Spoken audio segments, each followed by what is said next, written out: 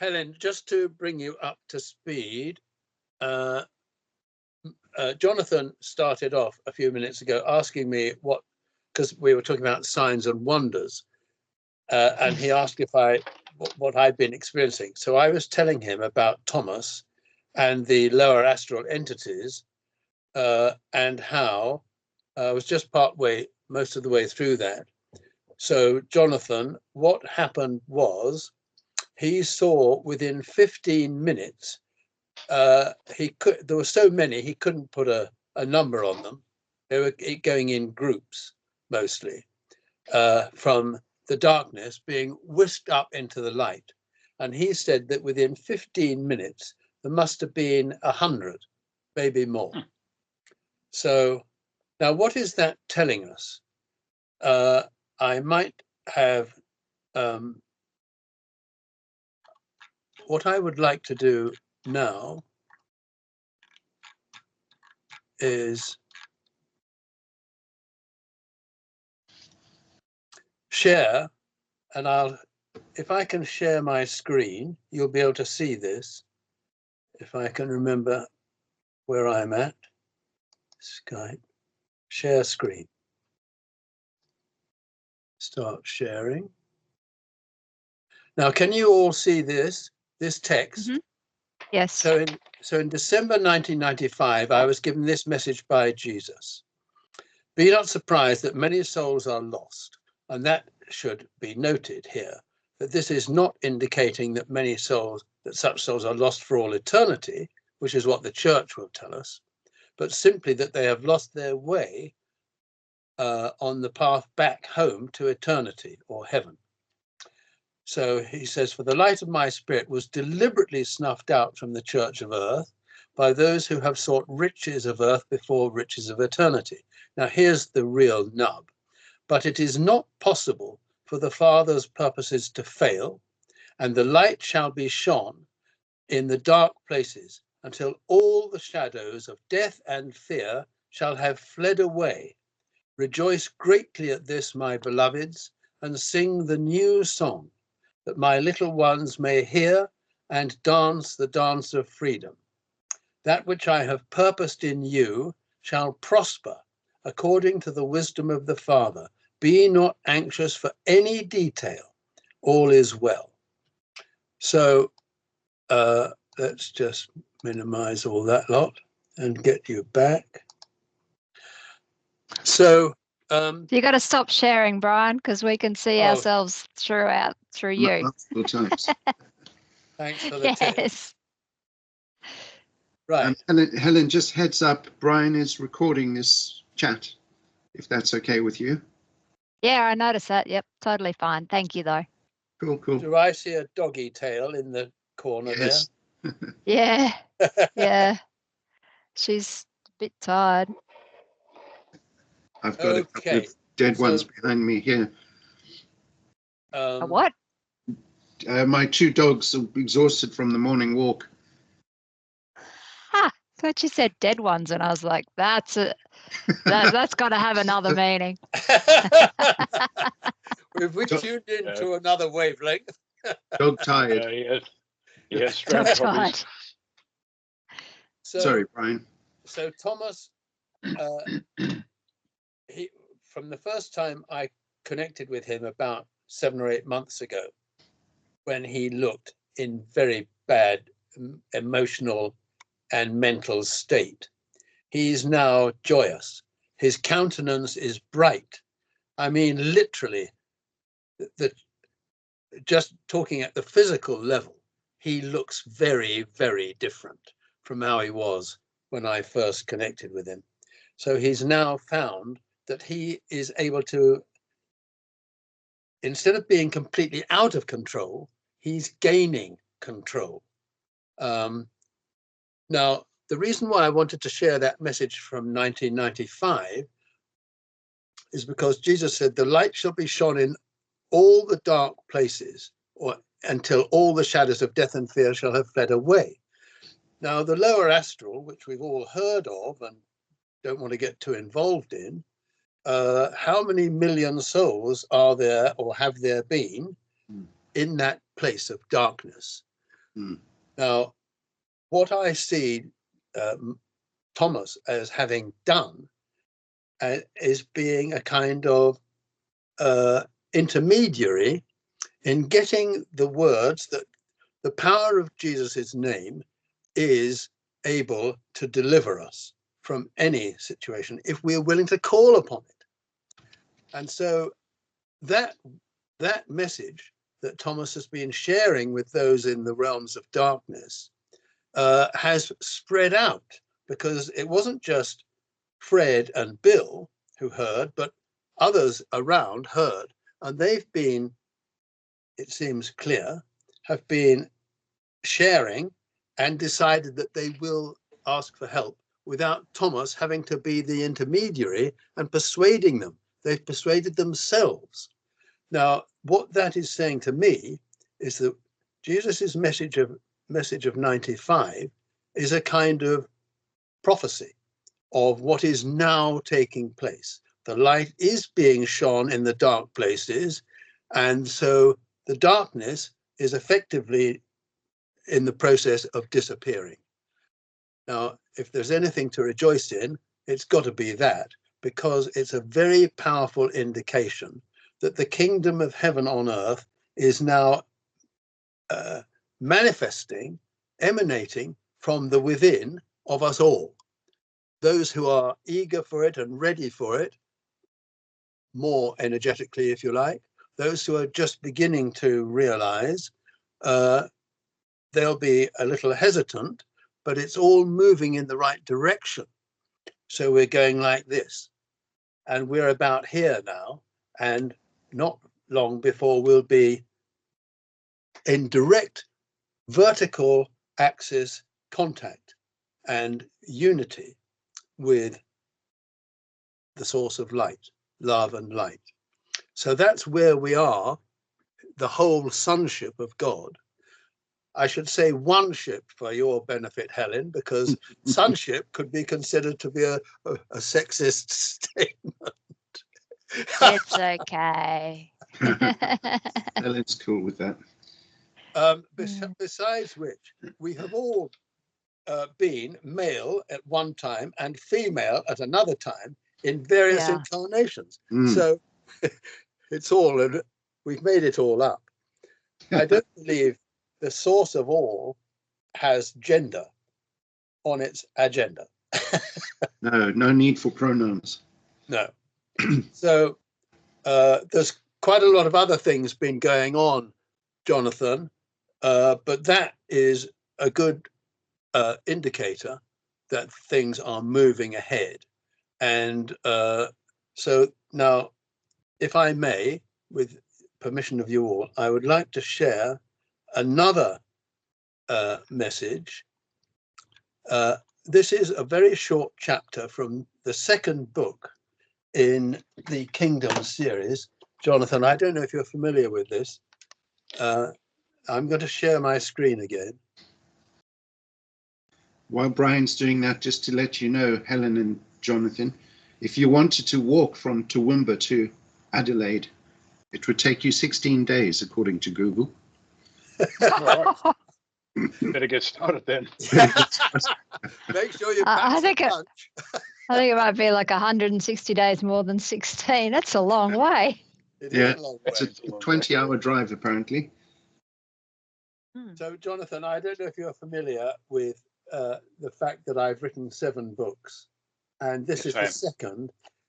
I was given the title of these books from Spirit, and they came rolling in so rapidly, spoken, that I had to scrabble for a piece of scrap paper and a pencil to write them down.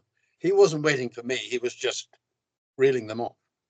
So that's what that started in 2012. The first book was published, and the 7th book was published in 2021.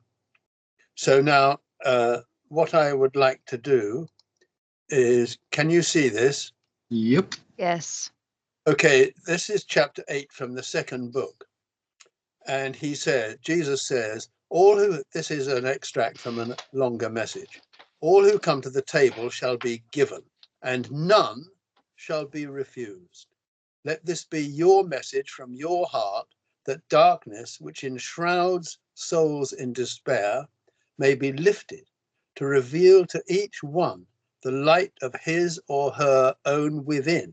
That's the within of those who perceive themselves in darkness, where shines the love and light of the Father Creator. And that was in 1992. So this chapter starts, this is Reflections on Eternal Reality. I woke a few mornings ago to find myself spontaneously communing with Papa, which is the name of endearment that he gave to me in response to my request. So got notebook and pen and wrote the words that flowed into or through my mind.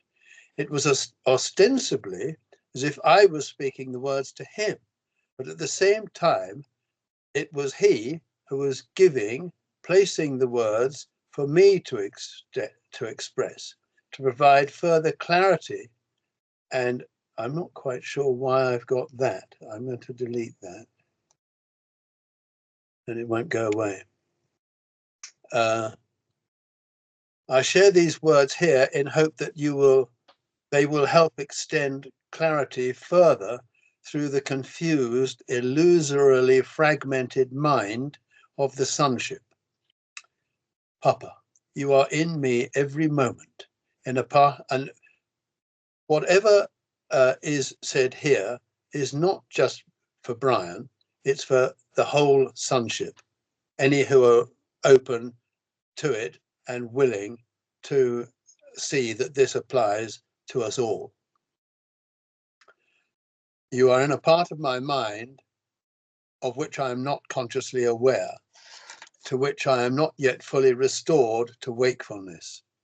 Yet I can rejoice and give thanks for the certainty beyond all doubt that you are in me, with me, immovably, always, eternally, loving me totally, unconditionally, knowing that as your beloved Son, I am forever pure, innocent, everlasting love, just as you created me.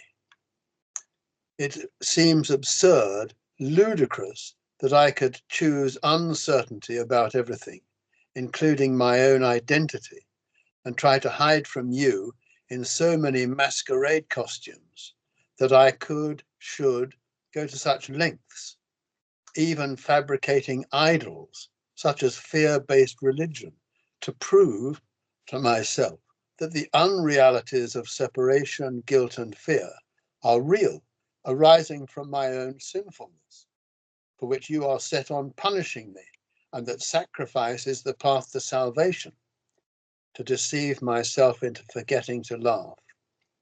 Now, thanks to the Spirit of truth, your gift to me, and my beloved brother Jesus, I can laugh again, because I now accept and know that none of this is real. For a moment, I had placed a veil between us, causing me to believe that you are up there and I am down here, beneath your reach. Now I am remembering that you are right here with me, in me, even as I am in you, this very moment, sharing your joy and laughter, that this is the only moment, forever unchanging. Now there is no past to feel guilty or fearful about, and there can be no future either to cause me doubt, anxiety, or uncertainty. Now I know that the veil never was anything but a figment of my confused imagination, which I thought was hiding me from you, the light, the very source of life, because I believed I was guilty. Now I am choosing, learning, remembering to see right past that spurious veil. It had been inveigling me to project onto it dark shadows of death, obscuring my vision so that I was no longer aware of your presence, your love, your grace. Now I am choosing my only awareness to be remembrance of being, with all my brothers and every living thing, one in you and you in me, simply being love, being light, being peace, being joy, being life itself. In my dream of being being a little confused mind in a weak, limited, vulnerable, mortal body, I cannot have awareness of being and having all those heavenly attributes, because I made up this persona self, and that which is made up is not real, cannot be real, cannot know reality. So I must awaken from the dream of unreality to the truth of my eternal self, the Christ, your one beloved Son, just as Jesus has wakened. For only reality can be aware of reality. So persona Brian needs the help of reality in the form of your voice, the Spirit of truth, to be with me and comfort me as I dream of sojourning in a far famine-stricken country, and Jesus to hold my hand so that I may be strengthened and upheld when I feel the dream threatening to engulf me and blind me with erroneous thinking and misperception. By their help can I be certain that even when I momentarily appear to be choosing illusion, I am, in the undivided part of my mind that never slumbers, really choosing oneness in you. And by holding Jesus's hand, which he always freely proffers, I can know that I am not alone, that I am traveling in the right direction toward the light, even though I'm not always yet aware of the light, because I trust implicitly that he not only knows the way, but is the way. And I know that you have forgiven me, therefore I have forgiveness and can readily pardon myself. For what I thought was real was only a dream. So I have not sinned, but merely strayed a moment in my mind from you. I thought I could rid myself of perceived guilt by projecting it onto my imaginary brother, making him guilty in my place. But now I know I can easily forgive him, so we can be lovingly rejoined as one in you. For I now remember that all I perceived in a brother is but a reflection of my own self-perception. Even if I do not perceive him as guilty in my conscious awareness, if I do not feel your love for him in my heart, I now know that I am projecting guilt and fear onto him from my unconscious mind. This can be released by forgiving him. For as I forgive him, so am I forgiven, that we both may have your peace in our experience and freely enter the kingdom of your love together as one. So I now repudiate guilt, fear, scarcity, loss, loneliness, illness, death, all that is not of you. Beloved Papa, I welcome you into my abode, my heart, rejoicing that as host to you, I can no longer be hostage to ego. And I give joyous, heart-surging thanks for your grace in welcoming me home to celebrate the glory of our reunion. So there we are. Thank you, Brian. I'm going to stop sharing this time without even being prompted by Helen. Right, we're all back on camera. Okay, so I'd just like to reiterate that what I read as being my words are as equally much your words, Jonathan, your words, Mark, your words, Helen, and everyone. That is the truth of the being of us all. We are the beloved creation of the beloved creator, and there's nothing else. We've made up anything that appears to the contrary. So if you want to share, anyone wants to share any of this recording with other people that you know that you feel might be interested, then you have my absolute permission to share this, what I've just read.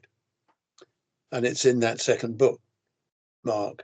And if you'd like, I can email the text of that to you, Jonathan.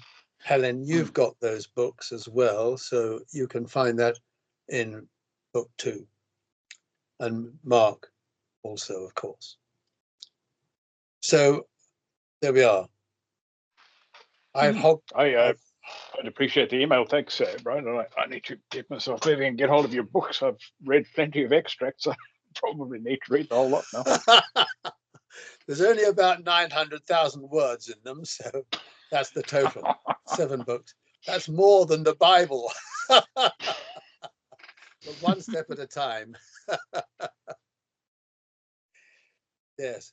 What amazes me the most is that as a very slow typist, I typed them all, and all the stuff on my website, which is millions of words, I must have had help. How's life in your part of your family situation, Jonathan? I was rather hoping Tammy might be persuaded to join us. Yeah, we're at a critical hour of the weekend for us, as in it's the sort of last sprint to getting everything ready for the week ahead. So that's what Tammy's up to. But the short answer to your question is we're doing well in a process of enormous change. My daughter Emily is approaching the end of year 12, which is the last year of high school for us, and always a big exercise. Son Jay is 14 now, and in the process of changing schools, so that's another whole set of changes. And of course, Tammy and I are trying to hold the fort, and do our jobs and keep things moving. But in the midst of all of this stuff, the truth of what we're talking about tonight just keeps intruding, just keeps making itself known, just keeps Hallelujah. It is interesting to see, actually. The crazier stuff gets on the outside, the more this stuff seems to find its way in, which is interesting. Yes. Interesting to observe.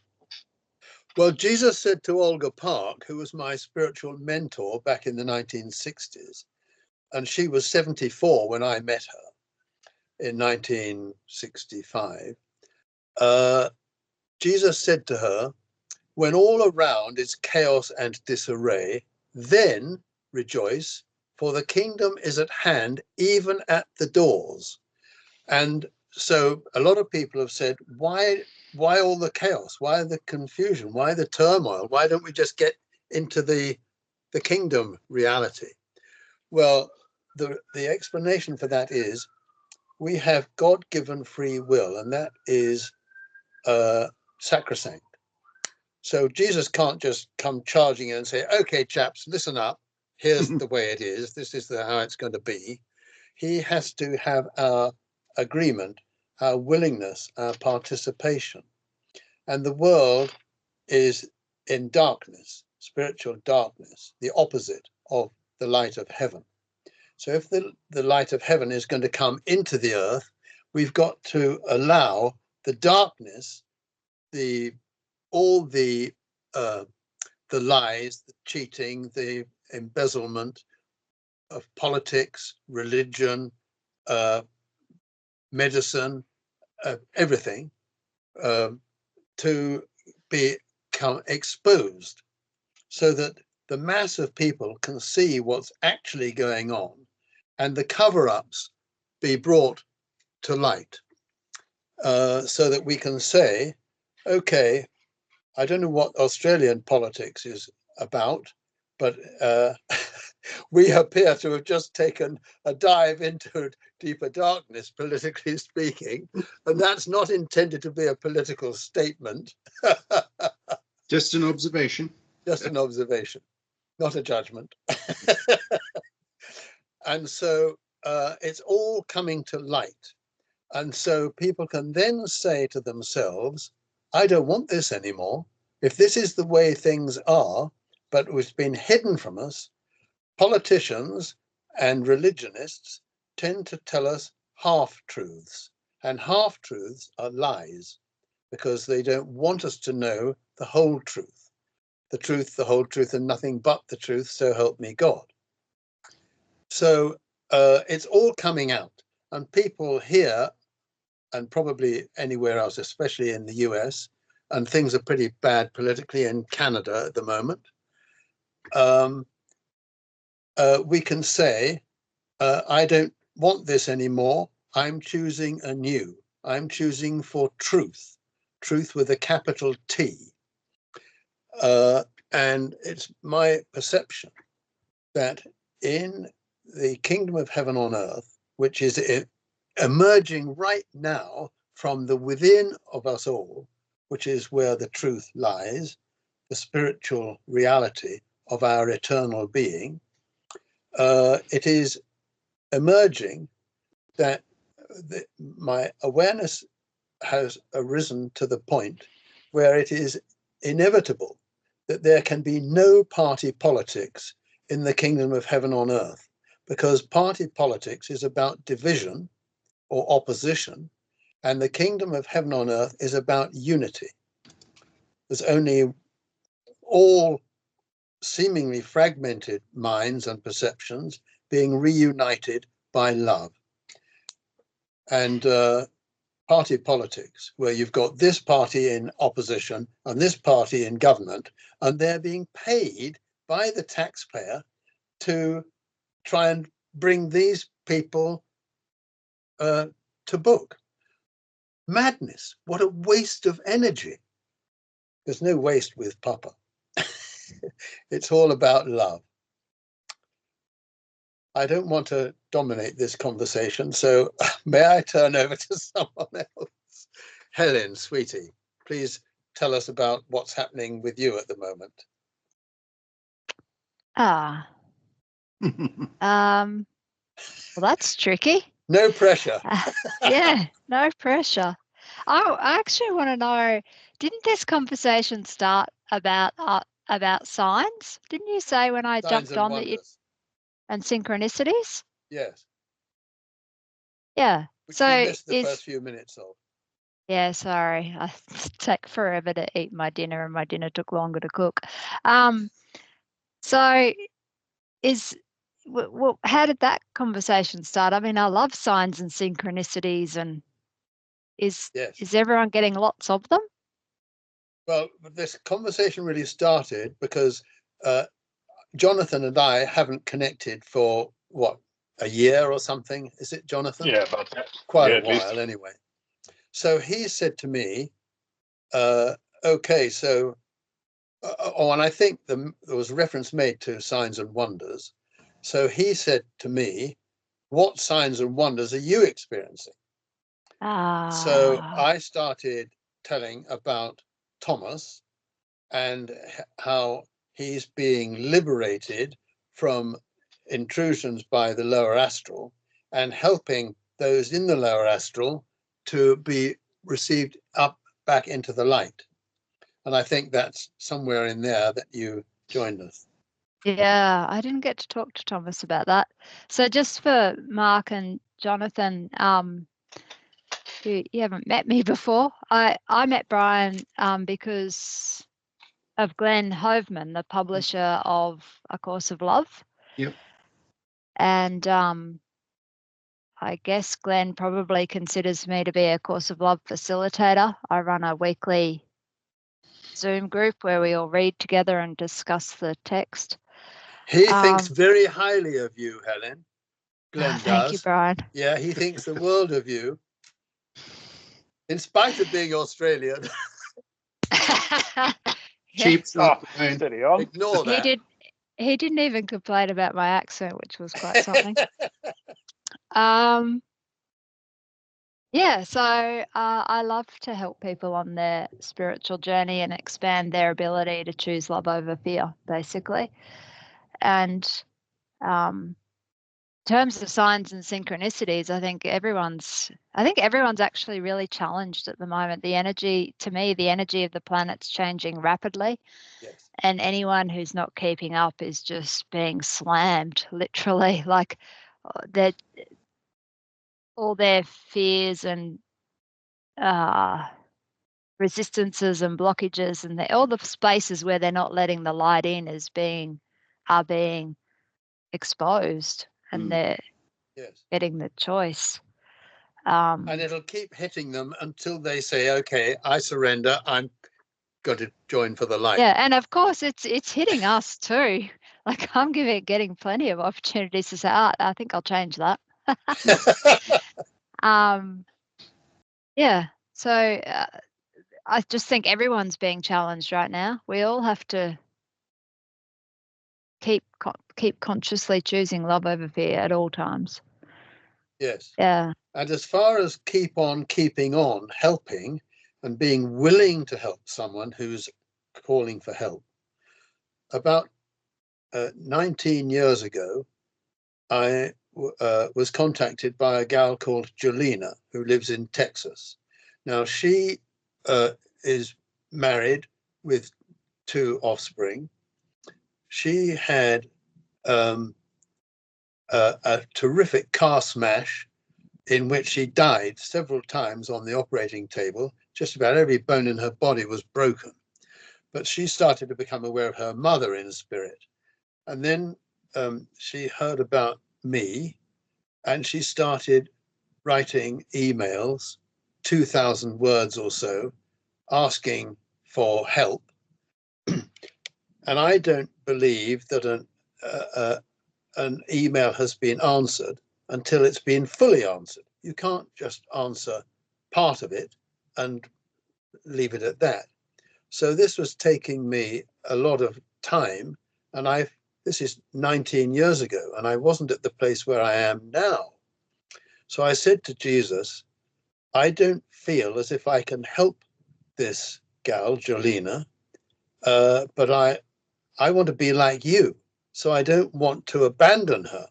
I want to be available to help all the while there is a possibility. So I said, but answering her 2,000 word emails, which are coming through several a week, was just, I didn't feel I had the capacity to do this. So he said, don't think of it as the whole message. Answer it one sentence or one paragraph at a time. Focus on that, and the inspiration will come through for that. And then move on to the next one. And you will find that the whole exchange will have been answered much more quickly than you could have imagined it when you open this 2,000 word email. Where do I start? Well, I tried that and it worked. It absolutely was amazing. Not only was I able to answer each paragraph with a comprehensive bit of helpful counsel or whatever, but the answering of the email was very rapid. I could hardly believe how quickly it came through.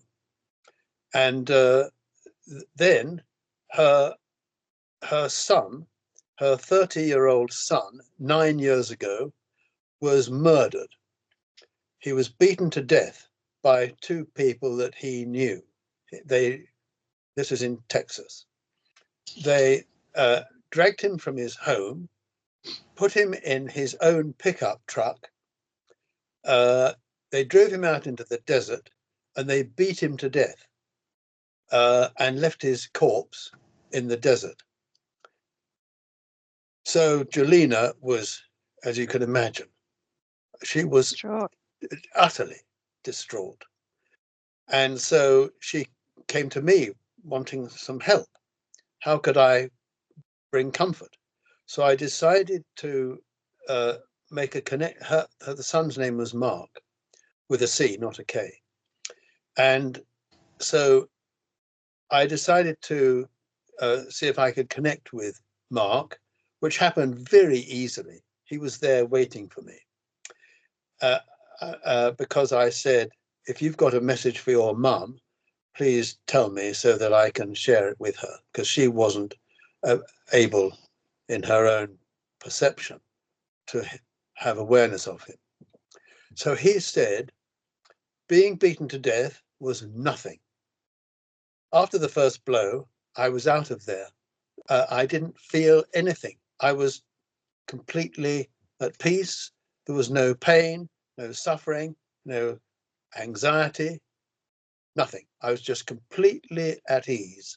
Well, that when I shared that with Jelena, she was greatly comforted.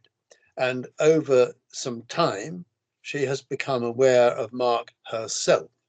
He communicates with her, not necessarily verbally, although that does happen with short bits of affirmation, but he will share with her for her awareness that he's there.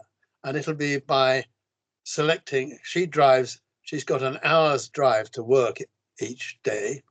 So she has the car radio going, and a song which she knows will have been prompted by Mark, because that was one of his favorites, kind of thing. So, and that helps her to become aware of his actual energy in the car, and the love and the joy. And he even helped her in formulating the what's the word when you're saying farewell to someone who's passed? Eulogy. Yes. And the whole event of family gathering and so on. Even the food that was being prepared for this. Yes. So she's now able to help others, because in America there are many thousands, maybe tens of thousands, of parents whose offspring have been murdered. I was introduced, this is Helen, I think you know Rob Schwartz. And it's Rob Schwartz who introduced me to these two women in America, one in North Carolina and one in Oregon, whose sons have been murdered. And so Jolena is able to, and there are internet support groups, dozens of them. And there's a great gathering happening sometime soon in, I think, somewhere in Arizona, maybe, where people whose parents, whose children have been murdered, are coming together. And they've got keynote speakers. Now, there are 2,000 people attending this event, and it's all being filmed.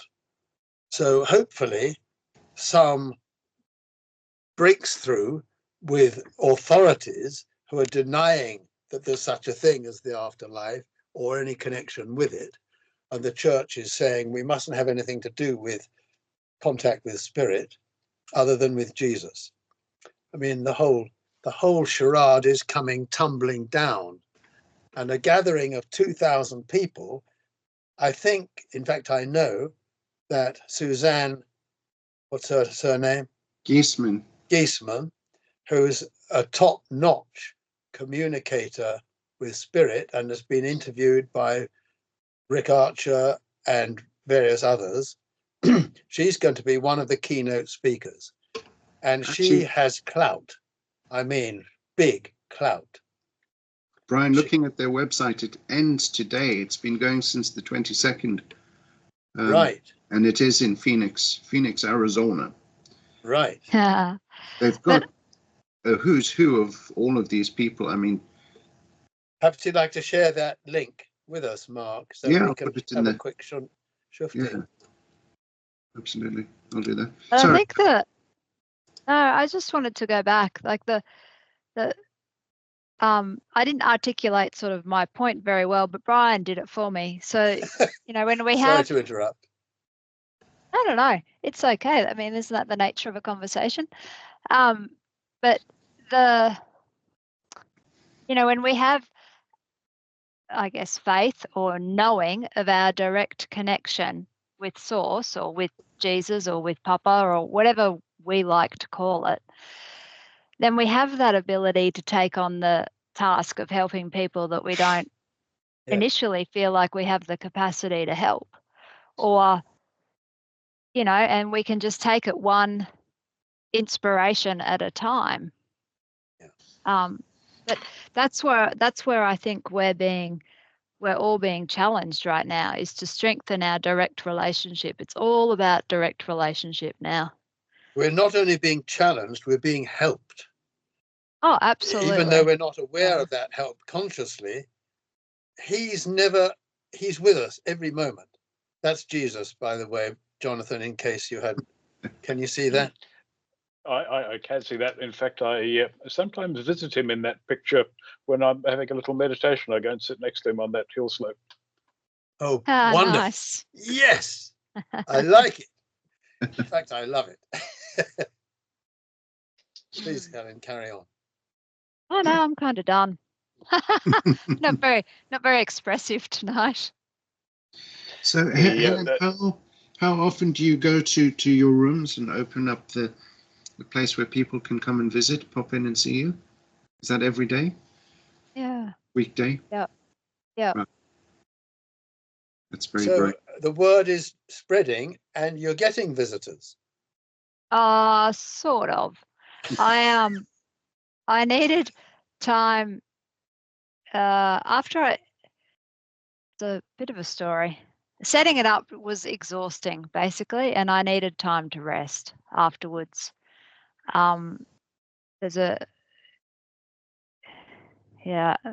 Anyway, so I'm rested and now I need to let people know I'm there.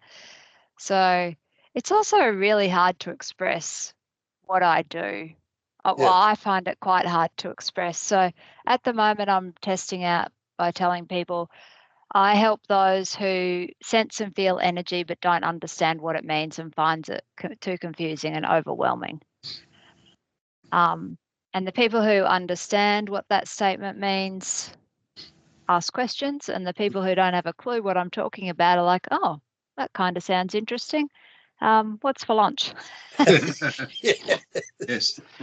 What's showing it? Yep. Actually, Helen, interestingly enough, Jonathan, my younger brother, Chris, is very much in that bucket. He's very empathic and senses and feels energy all over the place and struggles with it sometimes, particularly since we work in financial services industry in London, which is a hotbed of bad feeling, I'm afraid.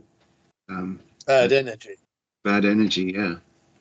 It's just, he's, bless him, he's doing his level best, but I think he finds it hard. Mark, will you share this recording with Chris? Yes, absolutely. Happily. Perhaps it might help. He's actually coming over after lunch today. The boys are going to play tennis with Josh. So lovely. We'll have a chance for another catch up. Brilliant.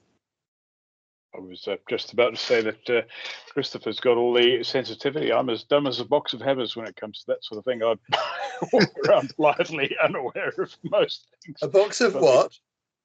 Box of hammers. Oh, hammers. They're pretty dense.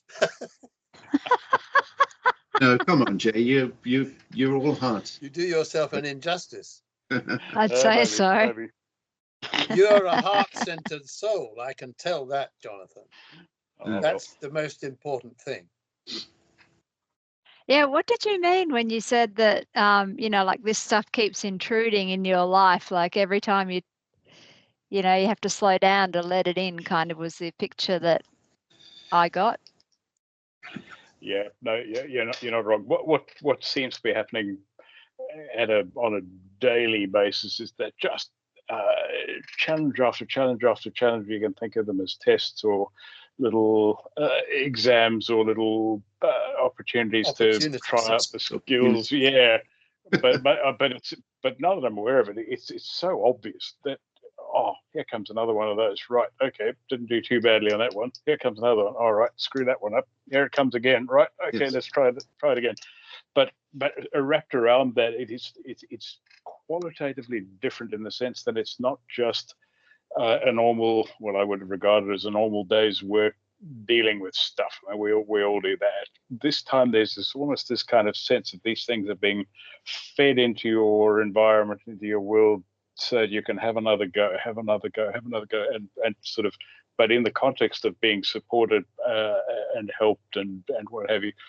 And I much as I'm not nearly as attuned as what Christopher and Mark are to these kind of energetic beings, I do have a very close sort of working relationship with a team of helpers. I'm not sure exactly who they are, and I certainly don't hear voices in my head or whatever, but I had to go to hospital on Friday for some health tests, but it's sitting in that room with me because I invited them in there and I asked them to be there. It was Archangel Raphael, for one, who's my sort of go-to guy for all matters health related, and it was just a tremendous sense of ease about the whole thing. It just really wasn't scary in any way at all. It was just a sense of, yeah, that's cool. We're all here. Let's see where we can go with it. So.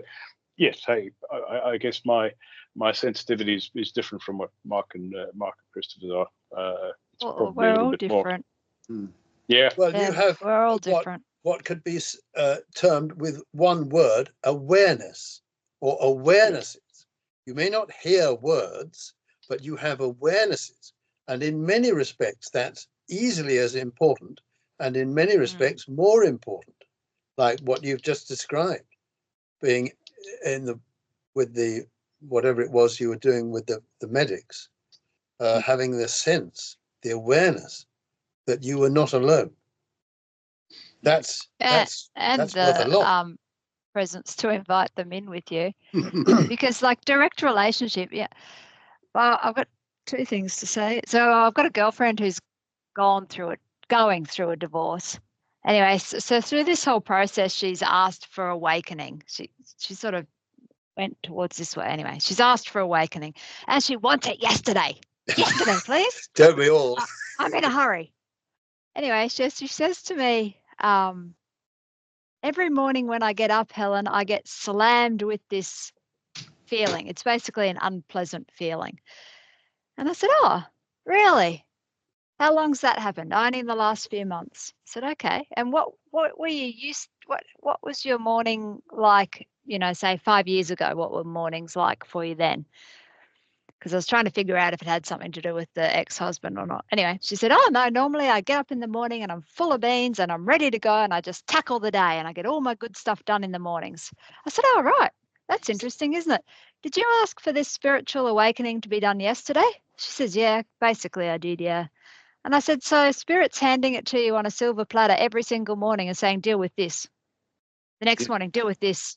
The next morning, deal with this. The next morning, this is your best time, deal with this. And she's like, oh, that's what's going on. Oh, I didn't think of it like that. Yep. So, what was the other? Oh, the other thing I was going to say is relationship, like direct relationship with Source or Papa or whatever, whichever word, is all about, you know, being in dialogue. So the fact that you're inviting them in with you and essentially sharing your life, that's like job done, tick, like well done. And it's a very powerful. I often forget to invite them in. My poor crew has to put up with me inviting them in the shower every morning. Starts my day. Not a pretty sight, eh? No, most mornings, no. Anyway. Indeed. But John, sorry, Brian, carry on.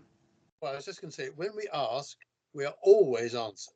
We may not hear the words verbally, but the answer is given in the unfolding of events.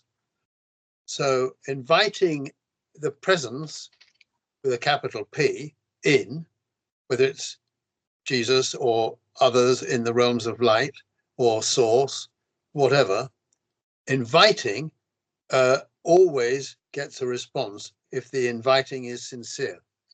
Yeah. If we're asking for the winning numbers for the lottery, we're not going to get an answer on that, because it's not to do with our awakening. But when it's sincere and in spiritual humility, the answer is always given. And in fact, in somewhere in the book of Isaiah, God says to Isaiah, "Before they speak, I will answer." Now that means that he knows what they're about to say. And where do the words emanate from? They emanate from the mind. And he is present in our mind. So he knows what we're doing, formulating a question. So he's already provided the answer. We may not experience the answer with our conscious awareness before we've asked the question, but the answer is given. It's up to us then to open our receptors to receiving. And it's only given once we've received it and accepted it. So it's important for us to acceptance that we are known, we are loved, we are cared for, we are protected. If we're open to that and welcome it, then their job is that much easier. There we go. Sorry, Mark, you were about to say. No, that thought has come and gone, I'm afraid. Okay. we were going to just mention the money book that you recommended to Brian. Brian passed on to myself and Jonathan, and we've both read. Fabulous. Jonathan's also reading it. It's halfway through. That's another whole thing, isn't it? It's that conversation with money. Dear money, good morning. Here we are again. It's such a great book, isn't it? I've started a little book reading group with that book. Right. And every Monday night there's 3 of us that join and read it and share it together. Anyway, last Monday what really leapt off the pages to me was the part we're about a third of the way through the book. I don't have it here with me. I'm not sure where this particular part is, but that when we accept the help of our guides, we help them grow, we help them expand, Absolutely. We help them continue their journey. And I was just saying to someone this morning that really just sort of hit me like a slap in the face, like a nice slap in the face. But, we always put our guides up on a pedestal and we think that, they're in the realm of light and eternity. They're already done. It's us that needs the work, but we're all journeying together at all these different levels. And whether we're in physical form or not. So it's been such a great thing to ponder for a week, that concept of if we can receive the help of our guides and offer our gracious appreciation, then they grow too. I was like, oh yeah, win. Yes, absolute win-win. That's possible, and indeed that's the key in the whole situation, because we're all here to rejoin the fragmented sonship back into oneness. That's not bodies, it's consciousness. Where instead of, this group being against that group, joining in consciousness and in acceptance that our will is God's will, when we allow it to be and allow ourselves to remember that we are a creation of God's will, and we are like God in every respect. We are love, we are light, we are life, truth. And so we can help others by inviting them. And that's what Mark and I have been trying to get organized in recent weeks, is inviting 1 or 2 other people, not too many because that brings distraction, 1 or 2 others to join with us on a Skype session. It could be Zoom, but Skype is a lot easier, so that we are we're making or reconnecting two or whatever it might be, members of the fragmented sonship back together. So that's what has been the objective, and what I believe is happening in this four-way session is, Jonathan, you now know Helen, and vice versa. Mark, you now know Helen, and that's a rejoining. We don't joyous have to rejoining. I didn't hear that. A joyous rejoining. Yes, exactly. And we're able to, nobody is in disagreement saying, oh, I don't believe any of this. We're all helping each other to grow. And even those who may appear to be a few paces ahead, when they've been able to help another or others to take a step forward, they're growing from it as well. Even Jesus is growing from this, because we are honoring him, we're rejoicing in him, we're inviting him to be participant in our lives, and that is growing him even more. He's in full knowledge, but there's always growth in God's creation, and so he's growing with us, and he's present in this conversation right now, and he's loving it. Why is he loving it? Because we're sharing the greater reality, and that's what he came to do, to share it with us. I'm goosebumps from head to toe. Helen's Monday Book Club has international membership now. You just don't attend the sessions. Absolutely fabulous. Yeah, so how have you found the book? Tell me all about it. Well, your experience I've read it, and Brian's read it back front to back. I think Jonathan's halfway through.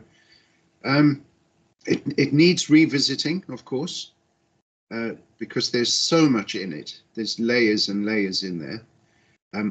The part that I loved was towards the end, the bank account, the life plus, life minus. Every opportunity, every moment of every single day, every thought is an opportunity for assessment. Is that a plus or a minus? And that's a big wake-up call, because when you go on autopilot, you lose that self-reflection. And any self-doubt or lack of self-worth arising as an emotional state. Oh, I've flunked this, I didn't do well in that. That's all a negative from the money. It's not bank account. What account does he call it? I'll fire up my Kindle and find it. But it's a minus from our account anyway for money. List of worry, concern, fear, etc. It all withdraws from the account. Yes. And you try so hard to build it up with all your good deeds, and putting the wheelie bin out for the old neighbor, etc. And then you go and do something silly. There's a beautiful line in A Course of Love that says that energy that passes between, A Course of Love was received from Jesus, so it's Jesus speaking. The energy that passes between us now is one of appreciation and thankfulness. Yes. And so I always try to foster that as my go-to atmosphere, so to speak. Yes. I like it. Just some days you're really stretched. I just thank the fact that there's running water, and other days it's glorious, there's a million things to thank. But I'd also like to share something else from A Course of Love. So A Course of Love, do you guys know about A Course of Love? Yeah. Not really. I've heard of it, but know very little about it. Okay, so it's 3 books in one. It's fat. There's like 700 pages or something. Anyway, so this is right from the end. This is it ends with a dialogue with Jesus over 40 days. Anyway, so this is day 3, and it's the only chapter that he directly addresses money. And I just thought I'd pick a couple of verses to share. There is one area that is greeted with even more anger and more resistance in regard to learning of all kinds. In other words, both old learning as well as new, than love, as in there's one area that's greeted with more anger than love. This is the area that you call money and that I call abundance. Feel your body's reaction to this statement.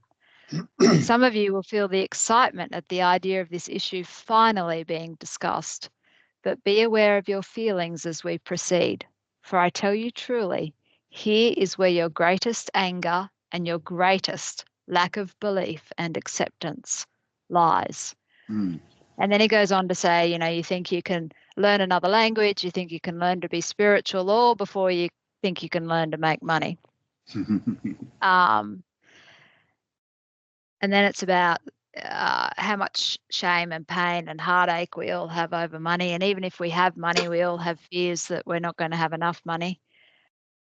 I live with that fear, I'm afraid. And then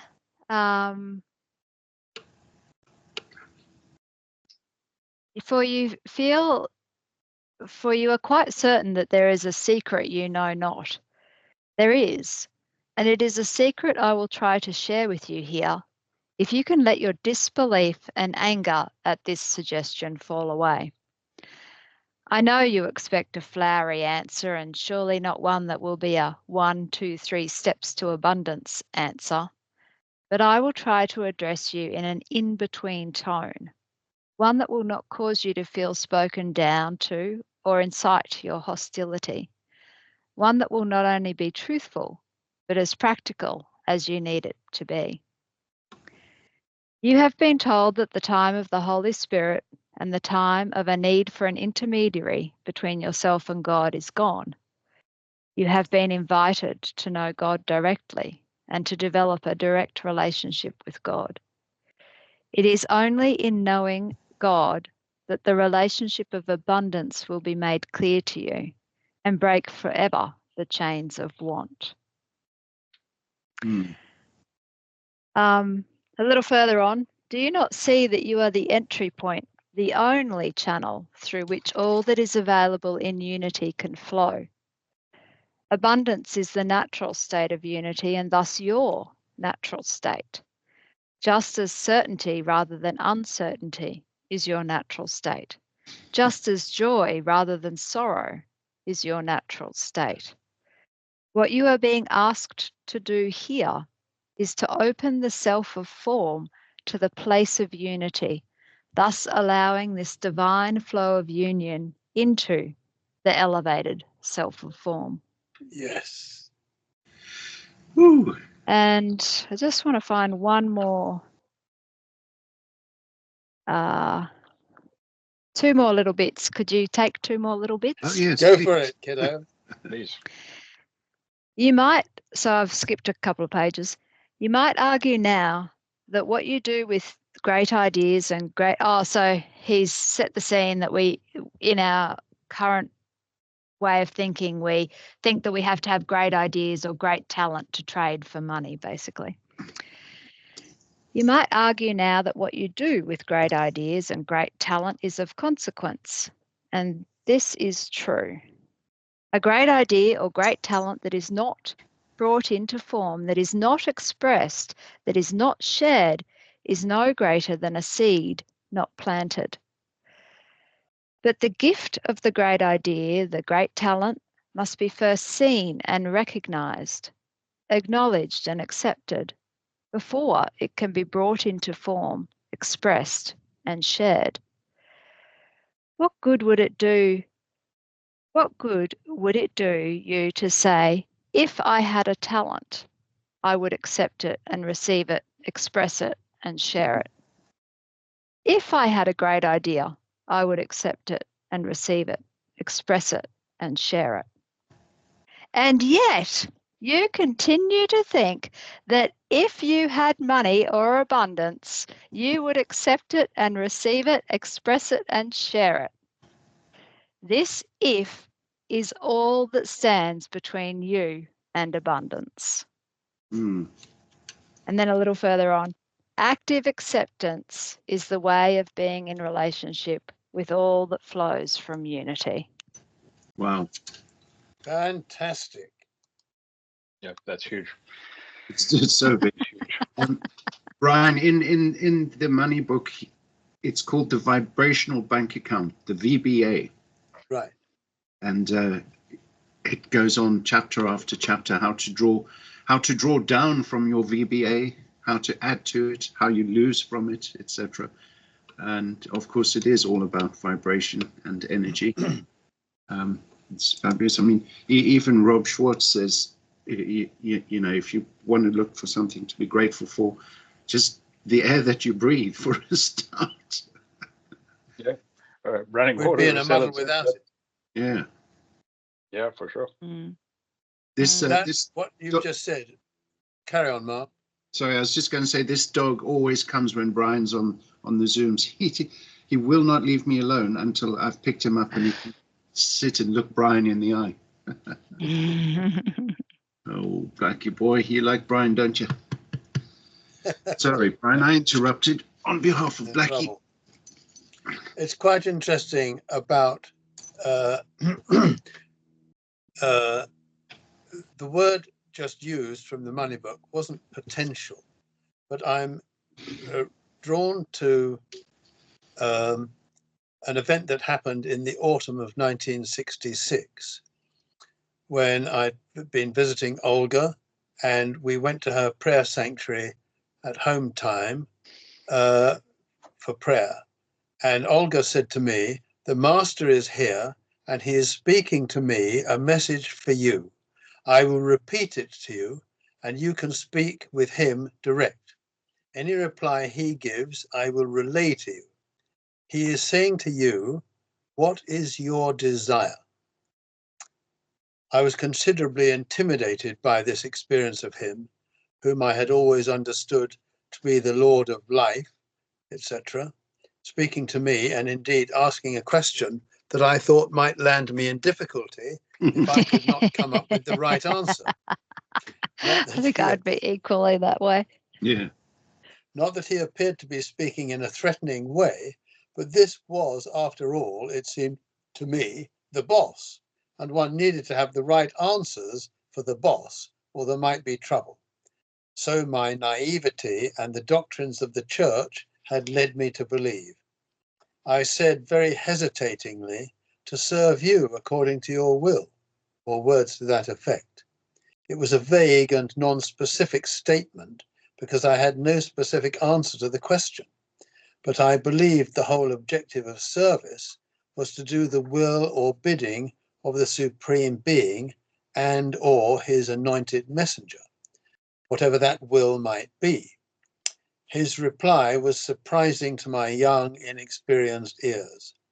And he said, "That is not the purpose of your life and being on earth. You have come into and this is, whatever Jesus says to anyone is for everyone, because there's only one of us." And so what he said to me, and he's saying to us all, is, you have come into this world bringing with you potential for accomplishing certain things.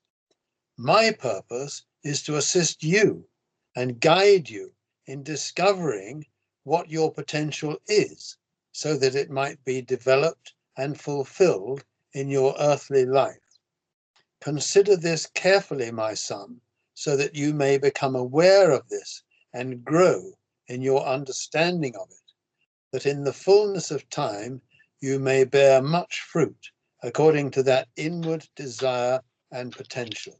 Now that statement is for us all. And the church doesn't want us to accept that. We're here to serve God and Jesus. And the idea that that's a misperception and that he's here to help us, that's an apostasy, to say the least. And we must knock that one on the head as soon as possible. Well, how are we equipped to help Jesus? He's far better equipped to help us than we are to help him. And if we allow him to help us, he will help us. And by allowing him, we are receiving that help. And that will, in due season, bear much fruit. And so that's the journey through an earthly embodiment. That reminds me of a great book I'm revisiting at the moment. It's called Cycles of the Soul by Gina Lake. And Gina Lake. Absolutely. Yeah. Have you read that one? I really enjoyed that one. I haven't, but some of her channelings from Jesus have quite literally saved my sanity in my life. Yeah. Just yeah. So the Cycles of the Soul answers all the questions, like Brian was talking about. How do we know what skills we were equipped with to come into this lifetime, and what were we meant to achieve in this lifetime, and what soul contracts might we have in this lifetime, or how are we assisting others as we assist ourselves? How can we see the bigger plan? And then she goes on to answer all the questions that we usually ask anyway, like what would happen if we suicided?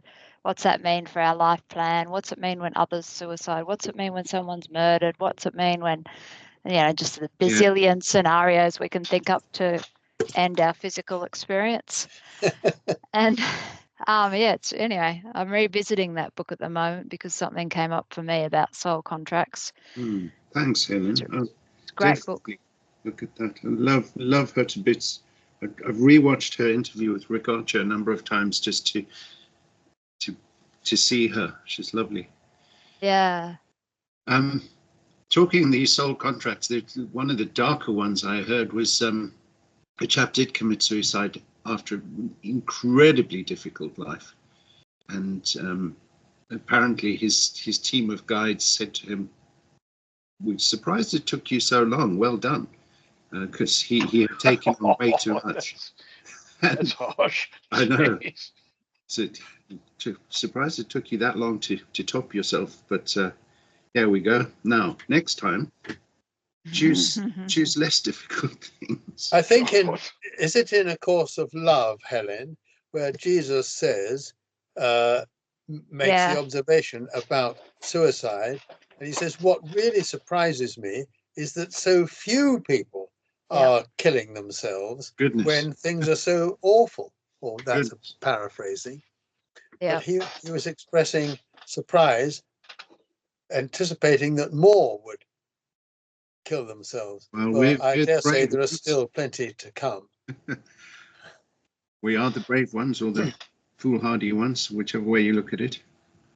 Mark, a few moments ago, I reckon we sat up there and said, we'll never forget who we are. We're light beings. We'll remember all the way. I'll do this and this and this and this. And we get down here and we're like, oh my God, what happened? Who am I? Where did I come from? What's this all about? Yeah. Where's my script? For heaven's sake. Where's that plan I made?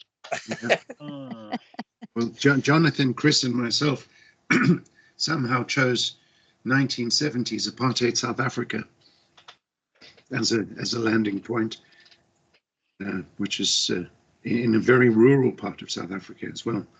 An interesting choice. There you go.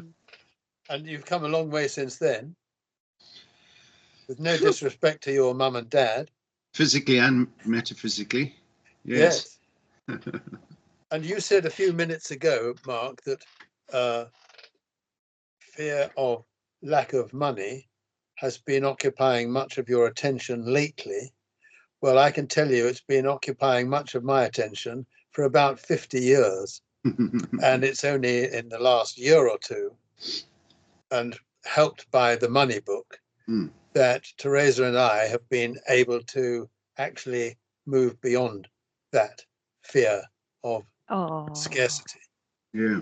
So well done. Here I am. I'm not doing too badly for 32. I look a little more than 32, but it's been a tough journey. There's that other chap who's a Japanese guy called Ken Honda, who also speaks about money. The same script, I guess, as the McCrum book. But he says when you spend money, treat it like little angels and say, I set you free, money angels. I set you free, go. But come back soon with more of your friends. Yes. Yeah, lots more of your friends. Yes. Yes. Actually, it is encouraging, Brian, that you've managed to.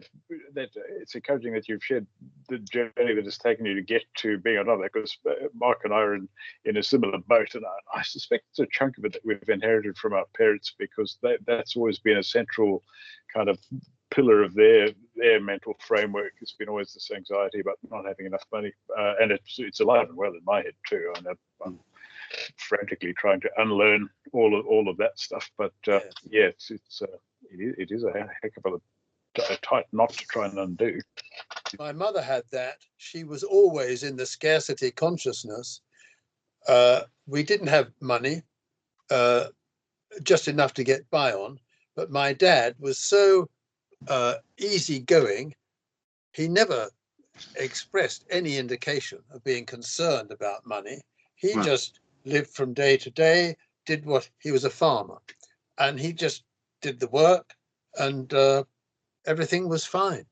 And it was fine for him. I don't think he had anxiety about money, but my mother had plenty of it. And I had my mother passed away in 1994, but we used to talk on the phone because she lived about 150 miles from where I live. We'd talk on the phone once or twice a week, and she would keep rehearsing all these difficulties that she was facing and how life was very hard. And I would say to her, this is not, you'll do better to look at this not as adversity, but as opportunity.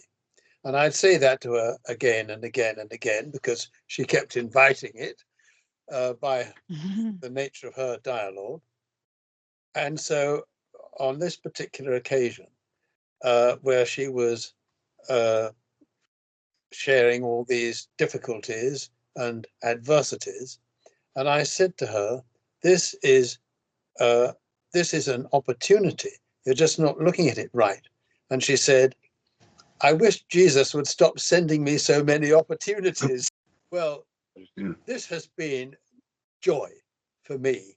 I've loved really every minute of this gathering. It's wonderful. Thank you all. If we're going to say our farewells, Jonathan, I would like to email to you what I said I would, but I would also like to email to you a document that I wrote 2 years ago, which will tell you something about what our birth plan or pre-birth plan is really coming toward its fruition. And I've already shared this with Mark, and I hope you'll find it interesting. It's called The Kingdom Gathering Place Mission Statement. And you'll see that when it arrives in email. The Kingdom Gathering Place Mission Statement. Have you seen that, Helen? Yes, you've sent it to me. Oh, yes. I've sent it to a few. I think I'll send it to a few more. Please That's do, helping to manifest. Absolutely. The more of us that focus on that with intention. Yes. Sorry, Helen. I was thinking about it the other day because a friend, actually a cousin of Max, my husband Max's, he was talking about his mother has just passed and the costs of aged care, and his father is still capable, but he'll need help eventually. And he said, you know what? The aged care system here just basically figures out how much money you've got left and then makes sure it takes all of that. And he said, and hopes you'll breathe your last before they need to start supporting you. Yeah. And he said, so I'm trying to think about this differently. And do you know, you can buy castles in Italy. I'm pretty sure it was Italy. And they have all these rooms. And he was thinking all about it. And I thought, make a great place for the Kingdom Gatherings place. Yes, Brian, it doesn't have to be near Gloucester. It's quite a commute from Gloucester to somewhere in Spain, Seville or somewhere, Yeah. doing that every day. Anyway, all Ladies good. and gentlemen, bless you all. Yeah, it's I been love wonderful. you all. I'm so grateful for this joining, and I hope we can do it again. I hope you'll want to do it again. Thank you, Brian, for inviting me, and thank you, Thanks, Mark everybody. and Jonathan, for having me. Oh no, and thank you for Lovely to meet you. being part of the reconnecting. It's so joyous. I'm just filled with Gratitude. yes. Yeah. There you go. Amen. All right, all. Until next Confirmation of time. unity. Lovely week Namaste. ahead. See you, everybody. Farewell. Bless you. God bless. Bye. Bye.